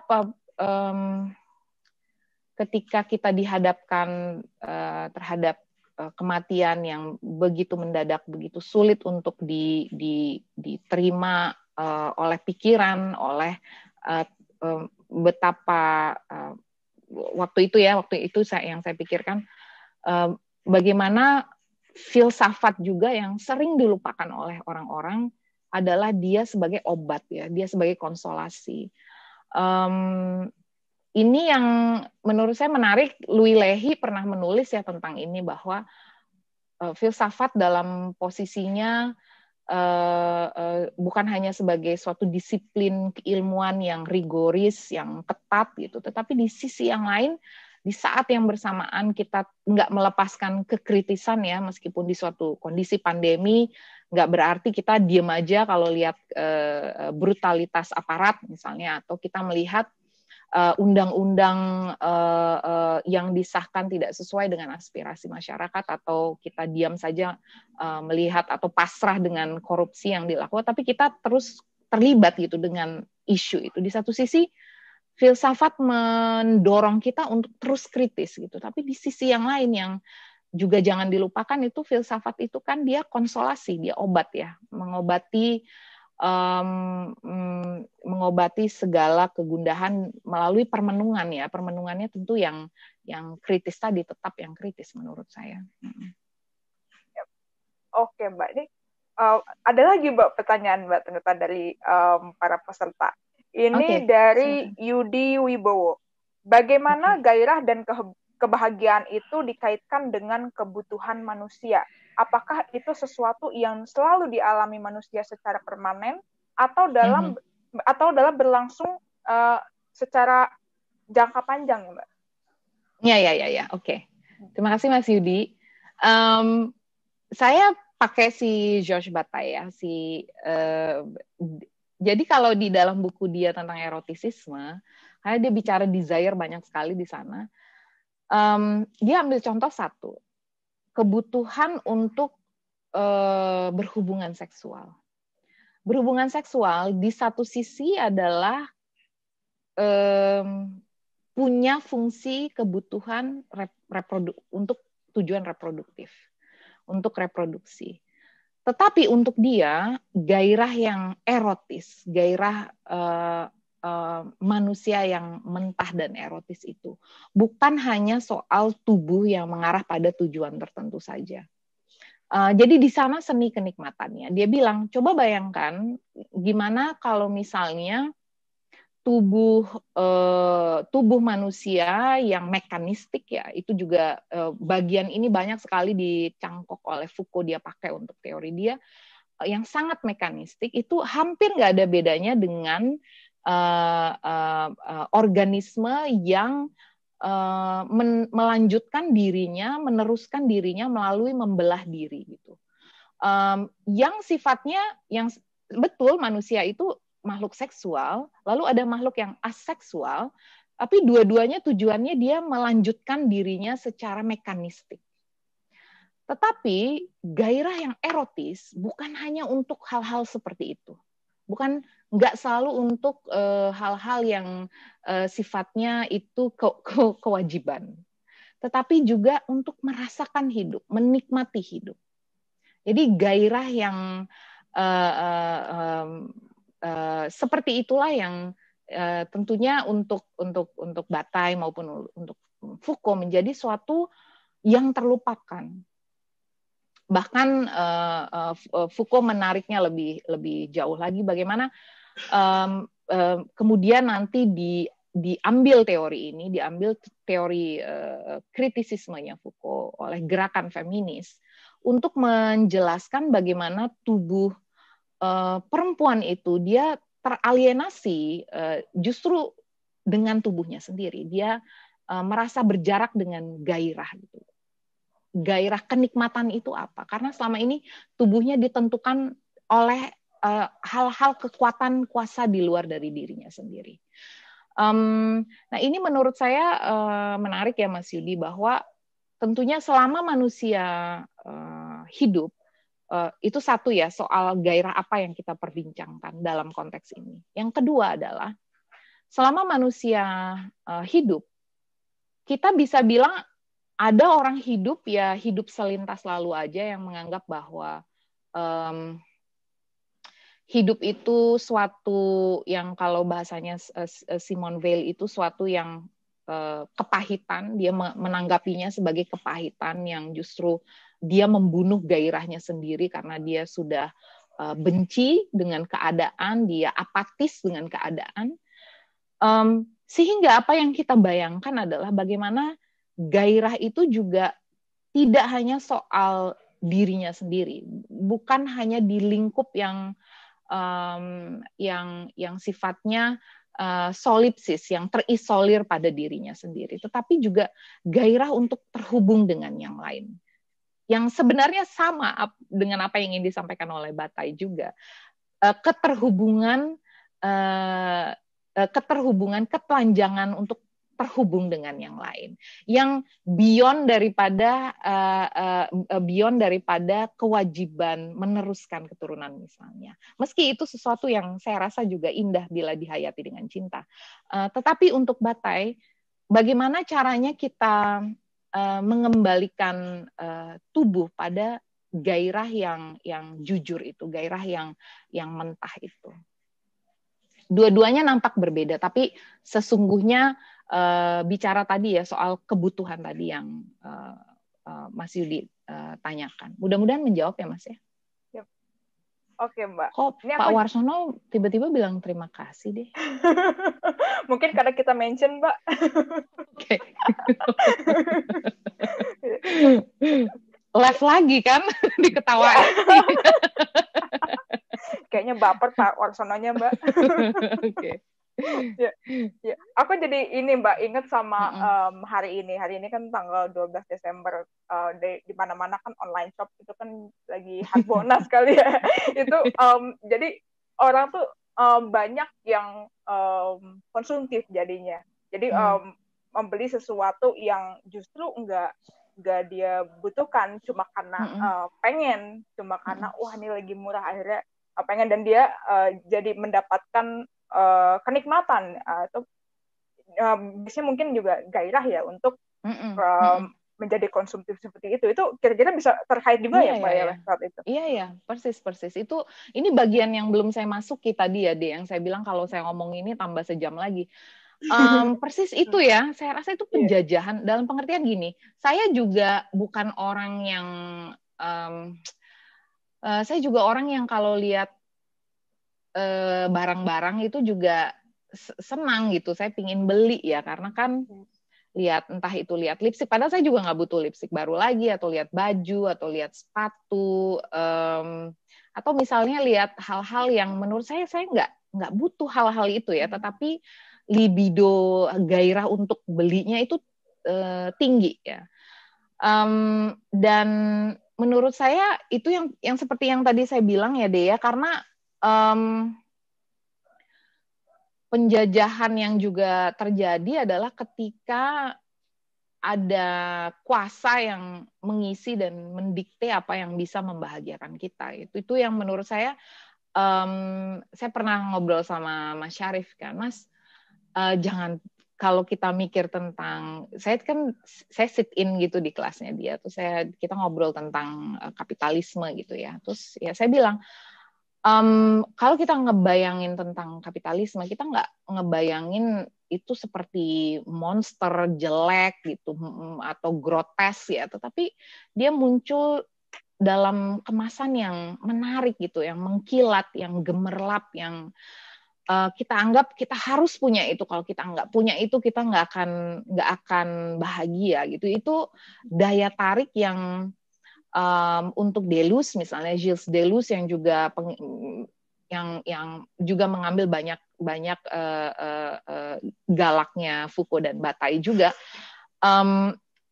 yang dianggap itu penjajahan sampai ranah kesadaran gitu. Jadi bukan hanya, jadi agresinya itu kita nggak dipaksa atau kita nggak ditodong senjata, kita nggak diperas ya untuk membeli itu, tetapi atau untuk mengkonsumsi produk-produk ini, tetapi kesadaran kita sendiri yang terinternalisasi dengan gairah itu ya, gairah yang Deleuze sebut sebagai justru desubjektifikasi ya, menghilangnya subjek gitu. Hilangnya subjektifikasi sebenarnya, tidak ada subjek dalam pengertian ini dalam para poststrukturalis, tapi desubjektifikasi yang terjadi. Ya itu terjadi secara subtil gitu, kita nggak kerasa, tetapi kita tahu waktu kita beli, kita nggak akan ngerasa berkecukupan, kita nggak nambah kebahagiaan, faedah apapun juga kan gitu ya, nggak bikin kita jadi manusia yang seperti apa juga itu. Jadi ini bagian-bagian yang menurut saya bagaimana produk itu kemudian muncul menjadi seolah-olah menjadi menjadi remedi atau menjadi pelipur dari kefrustasian kita. Tapi justru di masa pandemi ini sih saya justru merasa agak lebih sadar gitu ya, bahwa nggak terlalu penting kalau belanja gitu buat apa gitu, karena mengetahui banyak banget orang yang lagi kesusahan dan rasanya nggak mengisi apa-apa juga gitu ya kalau berbelanja. Dipakai kemana juga deh kalau belanja sekarang. Iya, Mbak.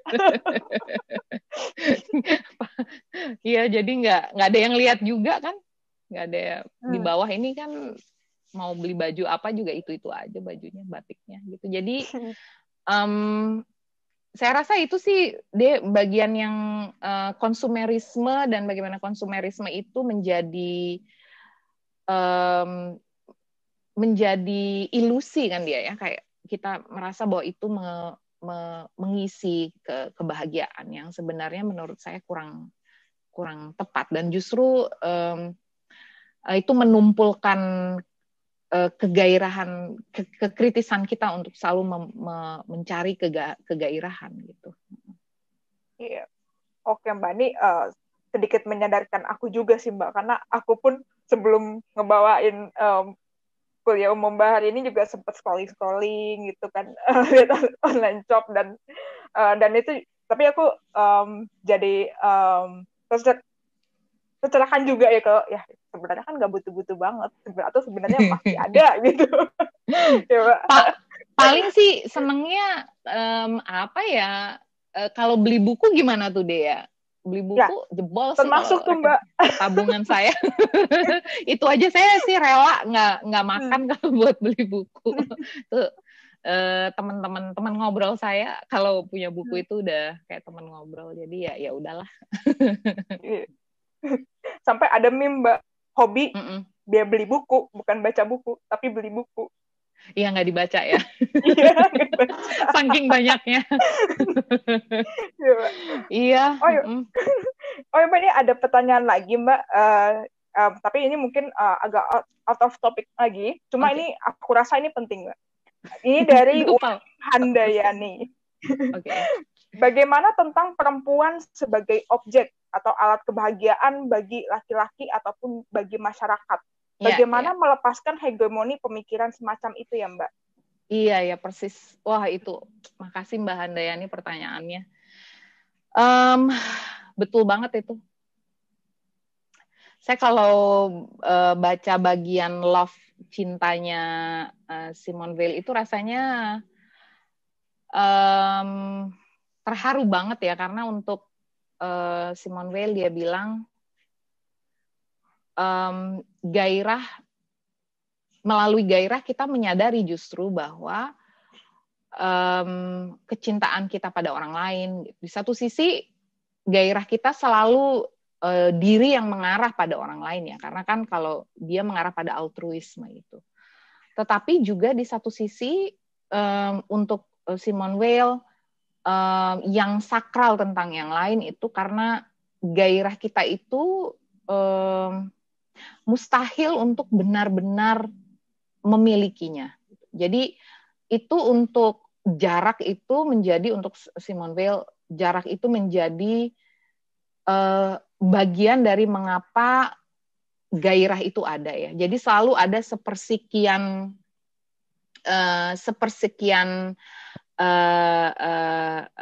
jarak ya dari antara subjek dengan subjek yang lain, yang memang tidak pernah bisa sepenuhnya dimiliki. Dan untuk Simone Weil itu adalah praktek atau mencintai yang tadi ya, yang penuh dengan kearifan ya, mencintai dengan yang kearifan, bukan mencintai yang dengan kekerasan ya, karena Simone Weil juga bicara soal itu, yang ingin menguasai, yang ingin mendominasi, yang ingin membentuk, yang ingin memanipulasi. Dan kalau kita kembali pada, dan Simone Weil sangat Platonian juga, dia juga bahas tentang simposium, tentang Phaedo juga. Ya kita bisa lihat kan sebenarnya cinta, bagaimana kalau kita memperlakukan orang yang kita cintai, atau ya kalau kita bilang kekasih gitu ya, sebagai objek, itu kan juga juga bukan intersubjektif atau interrelasi yang tulus kan gitu. Jadi itu justru di dalam, bahkan kalau di dalam teori Plato sendiri, jarak itu bahkan yang Platonian, yang Platonis itu, kekaguman atau justru cinta yang cinta pada kebijaksanaan itu, cinta yang menghargai, justru karena ada jarak itu kan sebenarnya. Dan Simone Weil sangat seperti ini, sangat Platonian. Tapi saya juga mau di luar dari saya mengingat bagian daripada Gravity and Grace-nya Simone Weil, juga menurut saya penting sekali kita mengupayakan gimana ya caranya berada di dalam relationship yang tidak toksik ya, yang tidak toksik dalam pengertian bahwa kalau kita melihat daripada proses, kita melihat proses pendewasaan lah ya, pendewasaan tentang cinta itu kan enggak, kita karena terbiasa menganggap orang itu, atau kita terbiasa melihat ya, kalau para feminis, Simone de Beauvoir misalnya, Simone de Beauvoir dia mengkritisi karena relasi yang ada, relasi yang dominan dieksekusikan pada masyarakat adalah relasi yang memang hierarkis. Sehingga di dalam kita menghayati percintaan sekalipun, atau kita menganggap itu percintaan, kita bertumpu pada pola relasi yang seperti itu. Kita mencari, justru kita menganggap bahwa itu normal, pola relasi yang seperti itu. Sehingga ada yang kuat yang survive, kuat yang berkuasa, kuat yang mengendalikan hubungan tersebut. Dan yang lemah yang menjadi objek, yang lemah kemudian menjadi yang tidak berdaya. Sehingga perspektif mencintai dari sudut pandang eksistensialis, baik itu Simone Weil maupun Simone de Beauvoir, adalah bagaimana justru mencintai. Kalau untuk Simone de Beauvoir tadi saya udah jawab, yang Simone Weil dia melihat justru ada jarak, dan bagaimana ada rasa mencintai meski justru dengan jarak itu. Tetapi kalau untuk Simone de Beauvoir justru betul ada jarak, tidak pernah bisa menyatu menjadi satu, itu mustahil. Tetapi juga kemitraan ya, suatu yang egalitarian. Justru yang mencari kesetaraan. Jadi percintaan itu adalah kesetaraan. Percintaan adalah individu justru menjaga individualitasnya, saling merawat individualitas masing-masing, dan tidak ada proses eksploitasi. Itu pendewasaan di dalam hubungan ya. Menurut Simone de Beauvoir tentu ini sulit karena masyarakat terbiasa untuk menerima hubungan yang begitu buruk itu sebagai yang normal, sebagai yang normatif ya. Dan itu bagian daripada budaya yang hegemoni, patriarki hegemoni yang masih sangat misoginis. Gitu Mbak Handayani. Oke, Mbak. Semoga menjawab ya, Mbak ya. Ini ada pertanyaan lagi, Mbak, dari Ridwan Muhammad. Ridwan nanya lagi. Oke, Tapi lebih ke nanya lagi, okay. Pertanyaan tanggapan sih, Mbak. Ini terkait sama buku Demotivasinya Kang Syarif. Ini ada di sini. Yang di situ tertulis selain gairah dan ketenangan hidup, apa sih yang kita cari dalam hidup? Bagaimana tanggapan Mbak Yaya soal itu, Mbak? Saya tuh butuh banget loh. Saya waktu baca demotivasi yang sebenarnya adalah cara mengingatkan untuk merawat gairah dengan cara yang realistis ya. Jadi menurut saya di sana tidak, kalau motivator itu kan ada ininya, ada semacam ada retorisnya ya, ada pesan komersialnya ya. Tetapi kalau saya baca demotivasi itu udah lumayan lama waktu saya langsung bilang nih kayaknya saya butuh banget ya buku ini. Kenapa? Karena sebenarnya ya kan mendorong kita untuk mencari kenikmatan yang sungguh-sungguh dalam hidup gitu ya. Nggak hanya tuntutan sosial maupun capaian sosial, hal-hal yang sifatnya sangat tidak terkait dengan sebenarnya dengan kebahagiaan individu dan untuk menjadi otentik ya, sehingga itu mengingatkan saya untuk gimana caranya lebih banyak bersantai, rebahan, kemudian kapan lagi baca buku yang tenang, yang mengisi bejana jiwa gitu ya, nggak hanya isinya itu soal tuntutan sosial ya. Jadi itu juga menurut saya demotivasi itu buku yang sepertinya gampang dibaca, tapi ternyata sulit untuk dilakukan gitu. Itu menarik banget tuh Mas Ridwan. Saya nggak tahu, mungkin Mas Ridwan lebih jago tuh membaca tulisannya Mas Syarif. Tapi keren lah menurut saya, perlu ada suatu kritik ya terhadap bagaimana kita, kalau Simone Weil bilang pendewaan pada kehidupan yang cepat, kehidupan yang sibuk, kehidupan yang produktif dalam tanda petik, itu mengikis kita dari sebenarnya yang hidup kita tuh pendek banget gitu. Dan lingkaran setannya kan kita dikasih gambaran tentang tadi ya, kemewahan itu, lalu kita bekerja mati-matian mengorbankan kualitas waktu yang berkualitas dengan keluarga, dengan sanak saudara, dengan orang yang kita cintai untuk mencapai kemewahan itu. Tetapi itu semuanya ilusi besar gitu. Itu semua ilusi besar. Saya rasa di sana letak dan itu kan yang sebenarnya ingin disampaikan oleh baik itu Seneca maupun Epicurus, adalah untuk menikmati momen-momen kehadiran yang saat ini, momen kehadiran yang sederhana ke terkini. Itu yang saya rasa nggak semua orang ingat gitu untuk melakukan itu, termasuk saya rasa, termasuk saya Pak. Saya masih harus ingat membahagiakan, jangan lupa membahagiakan diri juga.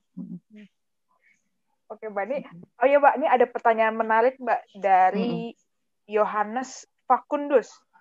Jika kita berbicara tentang manusia, maka kita tidak memilah dalam berbagai kasus yang dialami oleh seluruh manusia difabel. Pertanyaan saya, apakah gairah dan kebahagiaan itu termasuk pada mereka yang difabel dan tanda kutip hilang akal sehat? Bagaimana dengan kondisi orang yang masokis, Mbak? Ya, itu ada 3 pertanyaan ya sebenarnya ya. Pertama, difabilitas, sebagaimanapun mereka memiliki kemampuan yang berbeda, mereka pun adalah makhluk yang bergairah. Dan gairah itu, kalau teman-teman, kalau saya, salah satu teman saya adalah pengajar bahasa syarat, jika teman-teman memperhatikan signing mereka dan betapa bergairahnya mereka di saat ada sesuatu yang sangat performatif di dalam cara berbahasa mereka. Itu yang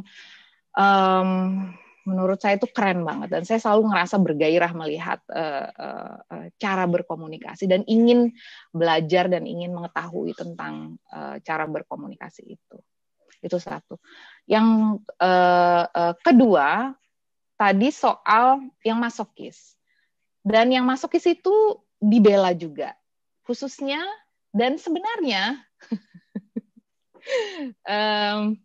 itu dibela sama Michel Foucault dan Georges Bataille. Dia membela. Dalam pengertian ya masokisnya konsen ya, Mas ya. Masokisnya itu nggak kriminal gitu ya. Kalau maksudnya bukan kriminal, kekerasannya itu konsen kan. Ini dalam konteks yang konsensual. Sebagai, kalau bahasanya Foucault adalah sebagai salah satu cara tindak bagaimana tubuh bermain dalam berbagai peran. Dan di dalam Kama Sutra, kalau teman-teman membaca ya, nggak cuma lihat gaya-gaya posisinya aja gitu, tapi baca filsafatnya juga. Di dalam salah satu bagian Samprayoga, itu bicara termasuk juga cara stimulan atau tahapan erotis yang bukan hanya soal kopulasi aja gitu, tetapi perangsangan melalui permainan peran itu. Jadi ya masokisme pada satu titik itu juga suatu yang dia suatu seni ya, suatu seni stimulasi kan sebenarnya. Dan Georges Bataille dia banyak ya bahas tentang Marquis de Sade, kemudian juga Michel Foucault mereka bahas juga ya, sebagai bagian daripada pemberontakan justru terhadap bagaimana cara bercinta orang pada umumnya itu cuman misionaris saja, bukan cuma posisinya, tetapi juga bayangan tentang hubungan seksual itu hanya satu dimensi itu saja, itu tetapi banyak ragam daripada gairah seksual. Dan orang Indonesia sebenarnya nenek moyang gitu orang yang sangat-sangat erotis gitu ya, termasuk di dalam Serat Centini yang bicara sangat puitis tentang tubuh penari, kemudian juga betis penari, dan ini tubuhnya bukan cuma perempuan tapi laki-laki dan laki-laki, tubuh yang erotiknya itu bukan gamblang vulgar tanpa pakaian gitu ya, tetapi juga gerakan tangan, kemudian juga betis yang tersingkap sedikit kainnya saat melangkah gitu, itu menurut saya menarik juga gitu, yang jarang sebenarnya diperbincangkan, dibahas. Menurut saya harus lebih banyak dibahas mengenai erotisisme. Jadi sebenarnya dua, satu lagi apa ya tadi ya, Dea? Ada lagi nggak sih, De? Oh, tentang orang yang kognitifnya, ya, yang ini, oke. Justru kalau Mas ini Mas Ridwan lagi yang nanya ya? Enggak. Kalau misal Yohanes Fakundus, Mbak. Pak, sorry Pak.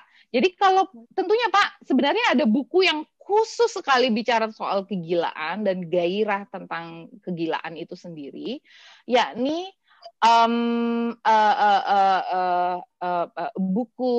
bukunya Foucault yang bicara tentang madness and civilization. Jadi kalau Pak Yohanes baca tentang madness and civilization, ini buku keren banget. Kenapa? Ini tesisnya, maksudnya doktoralnya Foucault ya, Foucault muda ini, Foucault buku salah satu buku pertamanya Foucault, yang dia justru mengatakan bahwa jangan dipikir orang yang gila di pinggir jalan itu nggak ada gairah hidup gitu. Mereka itu di dalam imajinasi mereka itu sedang menghidupi dunia yang sangat fantastik gitu. Dan seringkali justru menurut Foucault, karena kita menganggap bahwa gairah manusia itu adalah pergi bekerja, mencari uang, belanja Hermes atau Dior gitu ya, Versace, kita anggap itu gairah yang normal gitu. Tetapi untuk Foucault, kalau kita balik gimana? Kalau justru mereka benar-benar menghidupi yang maksimal kegairahan mereka. Contoh-contoh ini ya, dan memang Foucault itu dia ngefans banget sama jenius yang sampai pada titik kegilaan. Termasuk dia bilang, bayangin orang-orang di masa Renaissance seperti Leonardo da Vinci, zaman itu orang nganggap dia orang gila, tapi dia visionaris itu. Dia dicintai, dipuja-puja. Penyair itu dibilang orang gila, dia dicintai, dipuja-puja.